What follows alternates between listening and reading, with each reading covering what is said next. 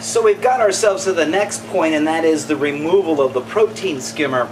I'm hesitant to remove it only because, again, I paid good money for it. I don't think it's going to cause any problems inside the tank not having it, because first of all, it's not driving that much out, certainly not enough to help the algae problem, and number two, there's not enough room for it as well as the algae scrubber. So what we're going to do is remove the protein skimmer. I'm going to go in and vacuum the bottom area to get all the debris out of there, and then we can begin to assemble the algae scrubber on top of the sump itself.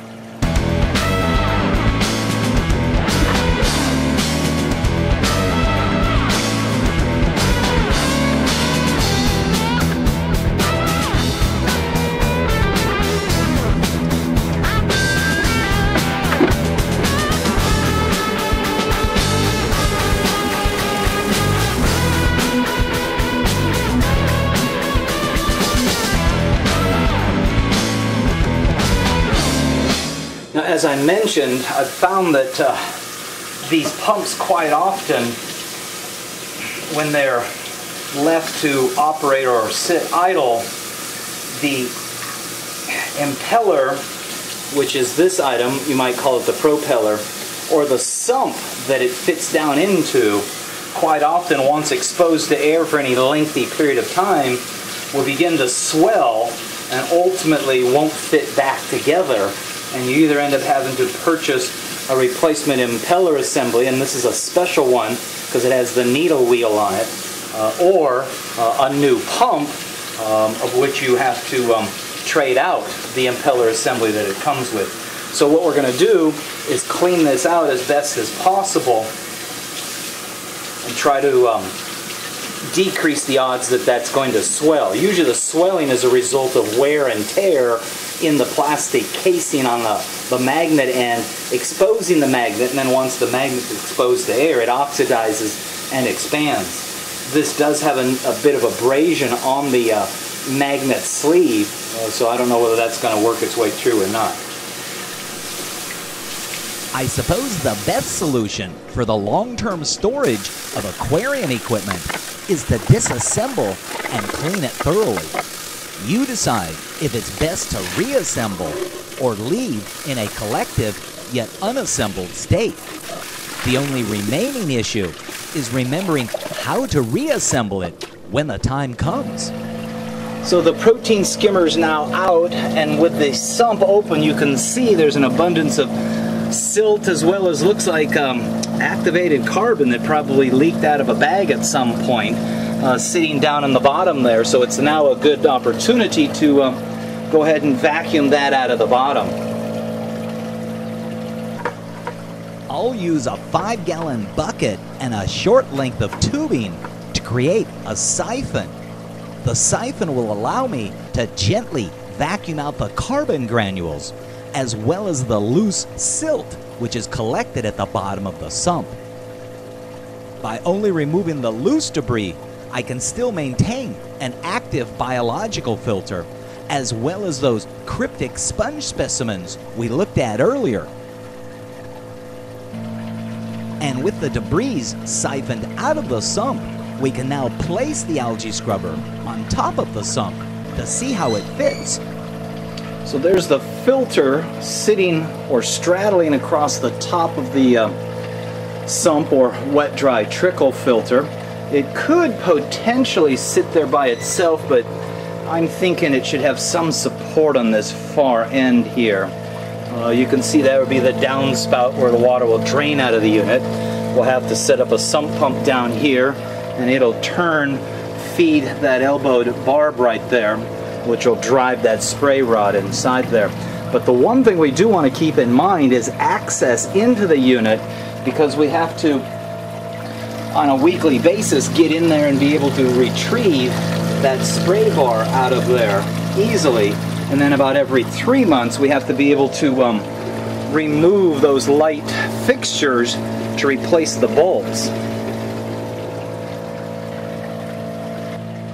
So as it turns out, we have a perfect piece of acrylic here that was used for a similar application down the road, something that sat on top of the sump and straddled it, and had a drain hole that was required. So I'm going to go ahead and slip this underneath the algae scrubber to give it some support. Any standard wet-dry trickle filter or sump is strong enough to hold what's inside itself, but adding an additional 10 pounds in product and another 10 pounds in water could cause a structural issue. So now it's got something sturdy to sit upon, and it's supported on 4 edges underneath. So we purchased a short extension cord, plugged it into the power strip, and ran that over here into this timer, which in turn controls this power strip here. This will be the power supply for the light enclosures on the scrubber itself, and the timer will be set up so that the lights in the scrubber, which will run about 18 hours a day, will be the opposite that the lights are on in the tank. Again, the idea here is that light will encourage photosynthesis, which usually encourages the production of oxygen into the water via photosynthesis. By having the lights on in the tank and the lights in the scrubber on at alternate times, we can create a more stationary or stable oxygen supply, consistent I guess would be the word I'm looking for, in the system. It also helps with the pH.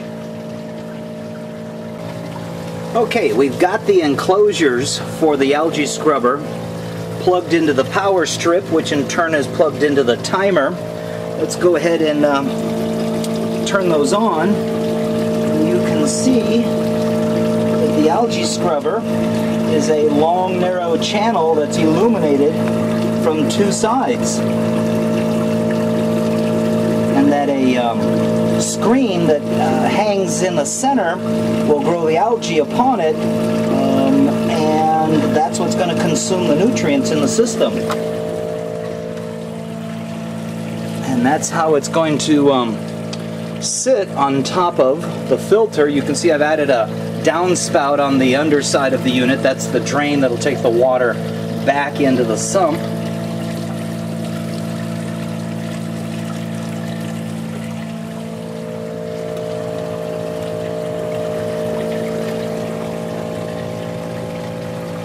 And so now all that's left is to hook up the supply pump, which will be a submersible pump, down in the sump. I'll bring the tubing up around the back side, and then I'll need to connect it to the spray rod that goes down through the center there.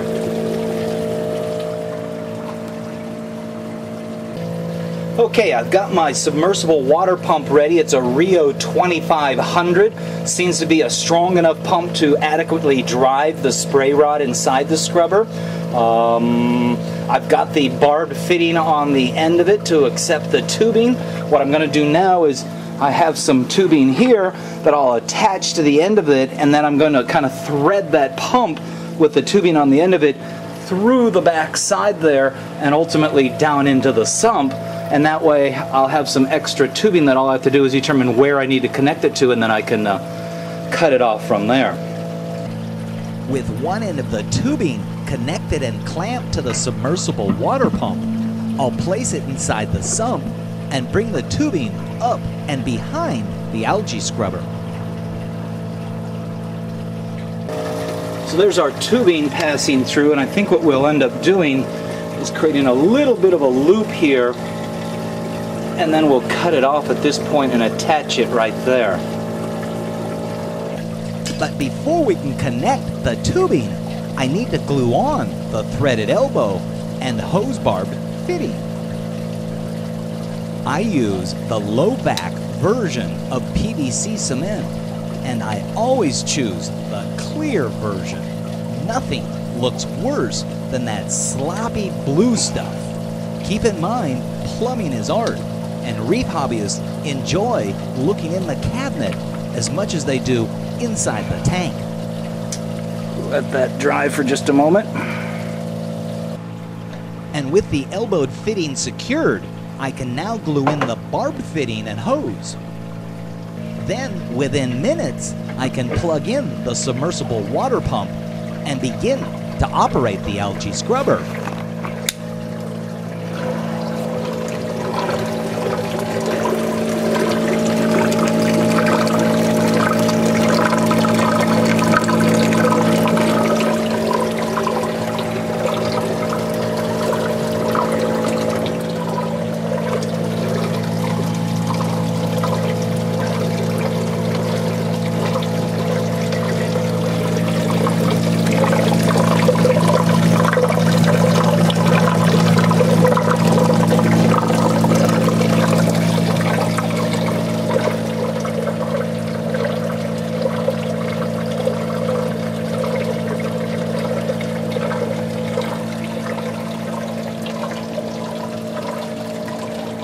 I see the algae is still there. Guess I'll have to give it a little bit more time, huh? Hi there, my name's Jim Stime and you know me as the LA Fish Guy. Well, I also wear a couple of other hats. One of them is the jellyfish tank called the Jelly Aquarium, and the third is myfishtank.com. I offer an entire line of acrylic aquariums ranging from rectangular to hexagon, flatback hex, as well as the custom curve front aquariums. There's also an entire line of stands and canopies ranging from MDF to pine to oak with a variety of different finishes available. And the website is even smart enough that you can calculate what the freight and crate charges to your location will be. That's myfishtank.com. Reef Hobbyist magazine believes that our hobby, our fellow hobbyists, and the animals in our care are best served by the free distribution of quality information. Reef Hobbyist magazine provides hobbyists with critical husbandry information with an emphasis on marine ornamental breeding efforts. Reef Hobbyist magazine is available for free in local fish stores across the country, or you can subscribe at www.reefhobbyistmagazine.com. For a limited time only, LA Fishguys t-shirts are back. Whether it's gear for cleaning your own aquarium or one-upsmanship with your friends, these quality Hanes beefy tees are 100% pre-strung cotton. My three-color LA Fishguys logos are silk-screened onto the back and front chest area of the shirts. 3 sizes: medium, large, and extra large. Go to lafishguys.com and click on the t-shirt link to order your LA Fishguys t-shirts today.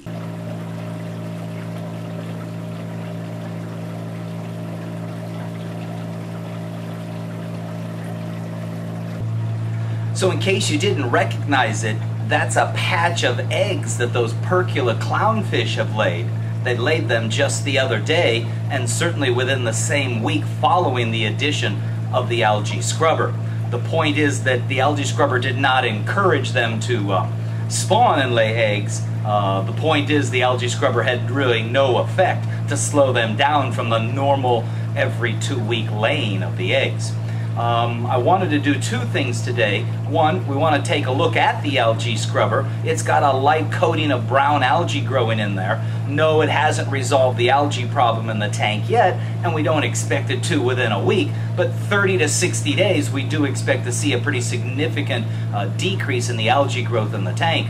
But the other thing that I wanted to address is, I have to admit, I've had a hard time this whole last week tolerating the noise from this water pump, and I have to admit I'm really disappointed. I've always been a really big fan of the Iwaki brand water pumps, in particular the Japanese version, but this one is really screamer? No, I'd have to say there's something wobbling inside there, because it's just setting up this vibration which the cabinet seems to be amplifying.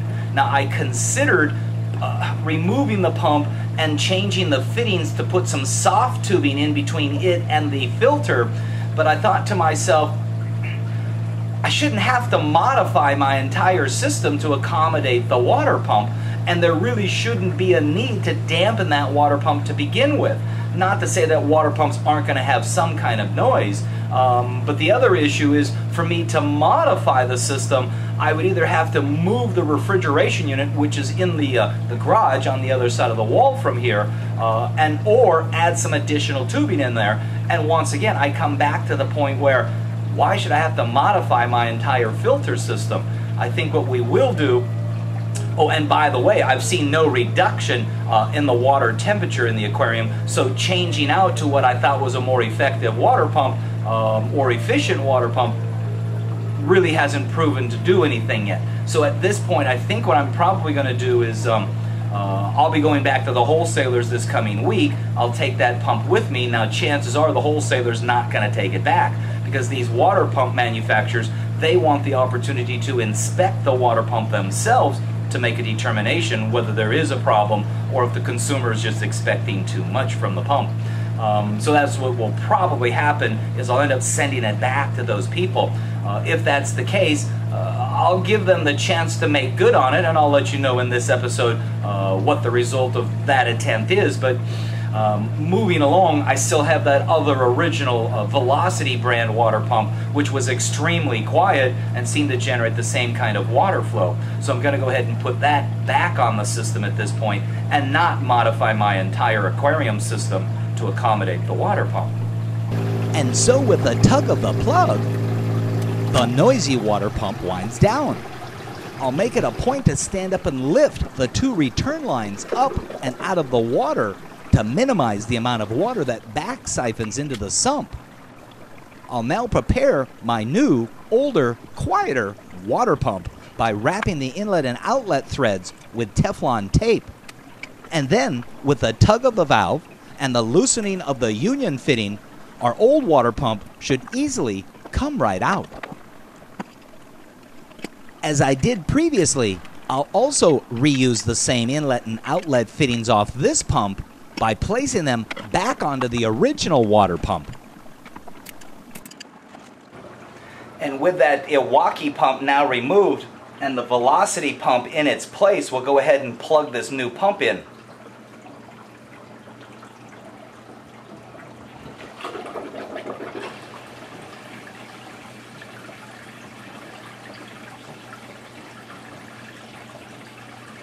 And even without the mouse pad in there, this Velocity pump is whisper quiet. I'm so disappointed in this Iwaki pump this time. This is Model 30 might be the problem. The 40 is always a big favorite of mine, as well as the Model 70, but this 30 is just, it just vibrates too much. So here's our Algae Scrubber. There's the flow coming out of the bottom of it. I do think I'm going to make a little bit of a modification there. Maybe put a T in there to help vent some of the air that's coming out that drain pipe so that it's not as violent, because all of that crashing right there does allow some of those air bubbles to be picked up by the water pump and ultimately sent into the tank. But this is what we've produced so far in 1 week, and again you're looking at the reflection of the screen on the inside there. But you can see it's already beginning to grow some algae on there, and we do want to start making it a point to clean this screen off on a weekly basis. So let's go ahead and pull that out, and we'll go ahead and scrape the algae off there and then reposition it and plug it back in. To clean the scrubber screen, we start by unplugging the supply water pump, and then separating the union fitting that connects the supply line to the actual spray bar. And from there, it's simply a matter of lifting out the spray rod and screen. And you can see the algae that's already starting to grow on that screen. You want to be careful right back here. This is the pump, this is the line that leads into the scrubber. And if it's not secured, it'll fall, and you could start a little siphon and thus begin to empty your sump.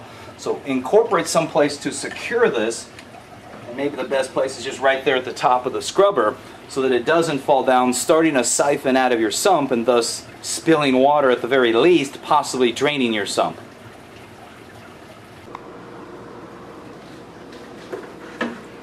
So here we have the screen. You can see the algae that's growing on there. And I have this name badge card that I got from a local aquarium expo. And we're just going to use that to scrape the algae off the screen. Here's where opinion varies on how much to scrape or clean the screen. I use a simple credit card or plastic blade to scrape off the obvious algae. Others believe they need to use sharp blades to drastically clean the screen of any algae on there. I think the end result difference is the frequency before you need to clean the screen again. So there really wasn't much algae on there, but we do want to scrape it off because it creates the seed for the next batch of algae to begin to grow on there. We'll give it a quick little rinse off here.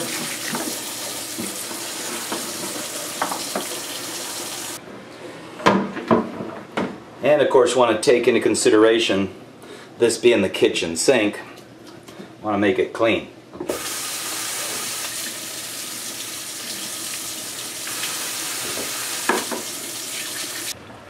And we'll go ahead and reposition the spray bar back in place.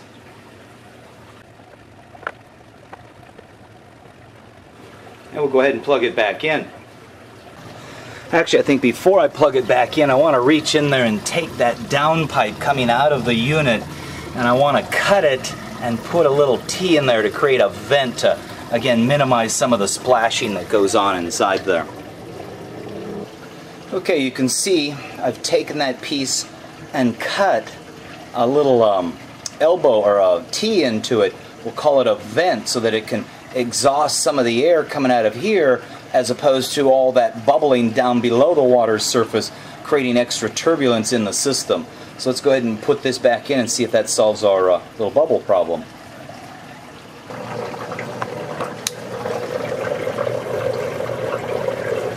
Alright, so you can see the T in there, but if there's any relief, which I don't think, it's minimal, and I actually believe the splashing's a little bit worse, and it simply results from the fact that there's just more water going into that drain bulkhead than it's really able to swallow at this time. So I think I'll end up going back, and I'll put a coupling in there, and I'll go back to what it was. So we took the T out and put a coupling in. Let's go ahead and put that back in, see what happens now. Since I consider every aquarium, whether it be my own or one of my customers, as an experiment or an opportunity to try different things, such as placing a T in the drain pipe from the scrubber, some of them work and some of them don't. Well, I would say no real change there either. So the bottom line is we still need to play with this a little bit. One could end up putting the T at the bottom of it or an elbow. Actually, the best thing would be is to have this return maybe over on this side here where those bubbles can dissipate before they arrive over here. Again, ultimately picked up by the water pump. But at the moment, we've got the time and the ability to play with that a little bit. So our algae scrubber now is back up and running. And as you can see, the water is being sprayed out across the top of the screen. By the way, there might be those of you who say, well, there's just too much water flow in there. And in fact, for that 1-inch drain, it might be. But the reality is this: if you're not moving water across the entire screen, you're not utilizing the unit to its best ability. And right now, this Rio 2500 seems to move enough water through the spray rod to get the entire screen saturated or wet, which benefits obviously the effectiveness of the algae scrubber. So the issue is not to slow down the amount of water going into the unit, but to figure out a way to decrease or redirect the air bubbles exiting the unit. Or maybe just a bigger drain bulkhead to swallow the larger flow of water. But hey, who am I to make design suggestions? Unless one's designing their own algae scrubber, stay tuned for more in part 3 as we scrape algae and scrape algae and scrape algae and scrape more algae and scrape algae.